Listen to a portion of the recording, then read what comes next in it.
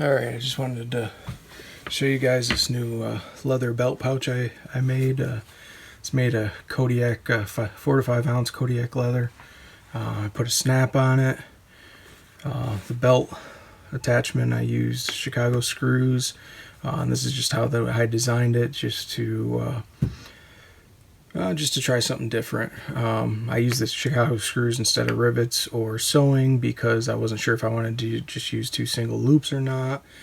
But I kind of like this. It allows me to attach it vertically as well, like if I want to add it to my pack or something else, just put it over a sling, whatever.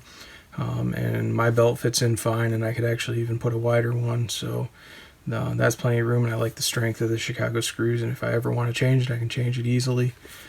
Saddle stitched the sides, pop the snap, and there was branding that I really liked on this piece of roll of leather that I'd bought, and so I'd been saving it for a project. Wasn't sure what I wanted to make with it, and figured that this would be perfect for the size pouch I was going to be making. It fits perfect on there, and I like how it came out, and just adds something to it, and nobody else is going to have the same thing as me. Even if I were to mass produce these, there'll never be another one exactly alike, which I think is cool. Anyway, just to get in to see what's inside, it is a little bit bigger than I had originally planned, which I'm glad I did because it allowed me to fit a few extra things. I was able to throw in my Opinel knife, which I was really glad about. It's nice to have an extra knife other than just my belt knife, and that way I have a designated knife that's with my fire kit, just in case I were to lose everything else. I would still have a knife with my fire kit. I have my ferro rod, and I cut down 2 pieces of fat wood to fit inside the pouch, so they fit perfectly. And then my main fire kit is in this tin, and I bought this tin with a piece of flint and the fire striker from Self-Reliance Outfitters. And then I added stuff to it. There's a lighter in here, some jute twine, some 6 or 8 quick tinders. You can see the chert. There's a sail needle with some number 36 bank line broken down for sewing, and there's a piece of the charred wick material that came with this is in there as well. And I just like keeping that tin as is, clean, for my main fire kit. And then I have another tin in here that's for charring. So I have some char cloth, some charred punk wood, and some little minuscule shavings from fat wood that I just collected and threw in there from when I was cutting these. And on top of this tin stuffed in the pouch, these tins go side by side down in the pouch, and because this one's a little shorter, I'm able to fit this bundle of jute twine in there as well. I just threw it in because I had the extra room, and it's nice to have to help aid in a tinder bundle for getting fire going.